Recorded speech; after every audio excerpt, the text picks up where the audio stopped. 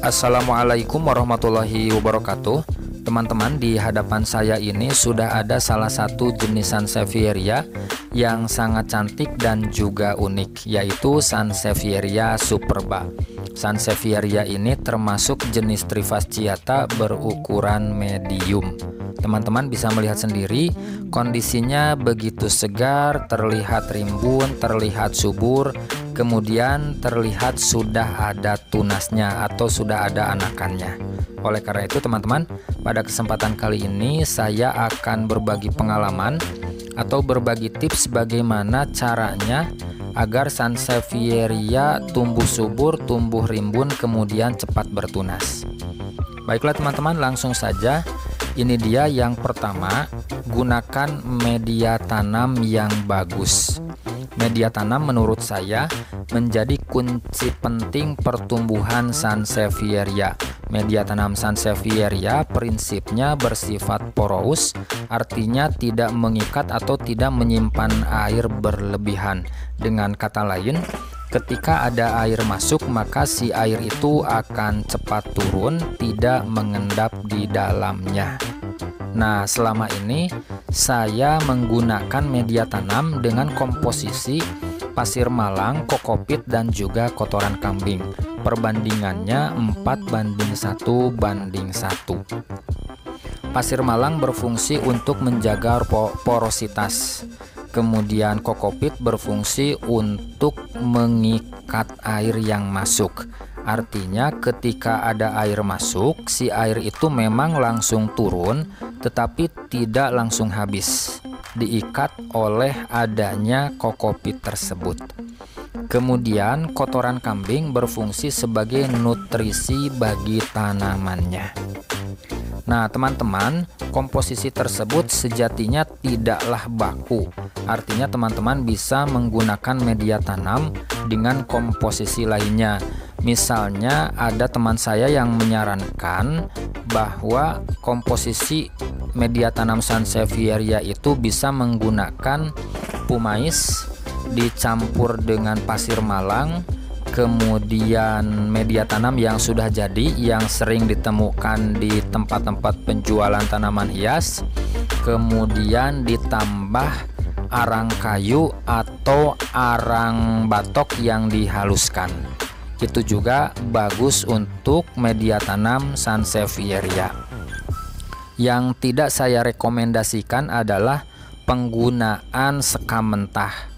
Memang sekam mentah harganya murah, tetapi lama-kelamaan akan menimbulkan jamur, dan hal itu akan mengganggu pertumbuhan Sansevierianya.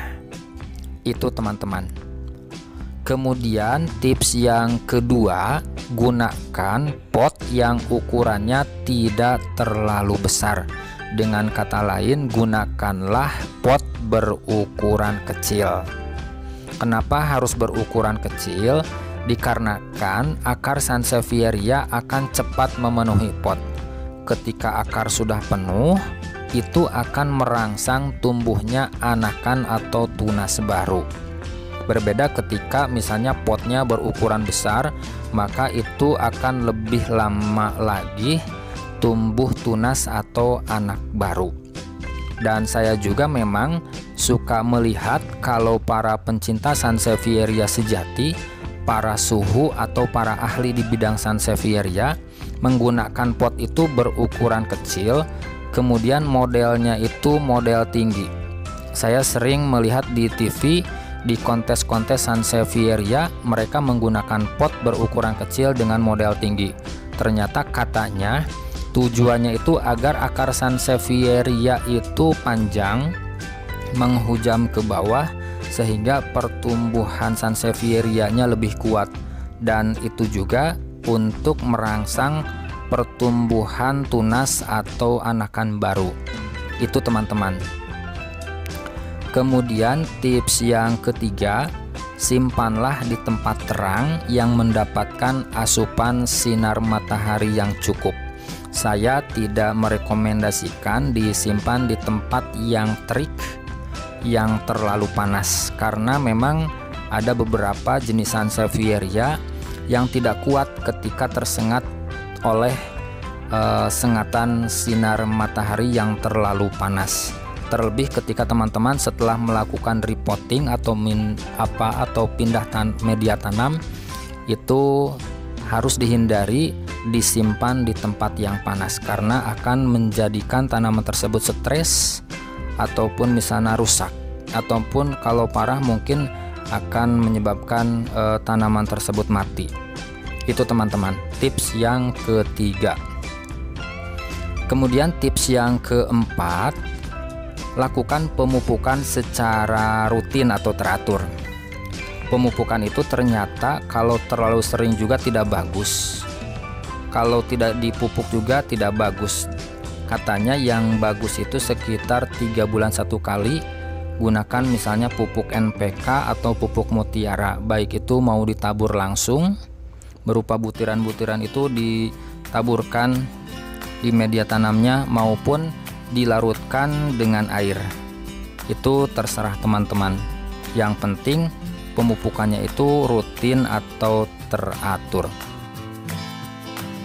Kemudian tips yang kelima, yaitu dengan cara stressing air.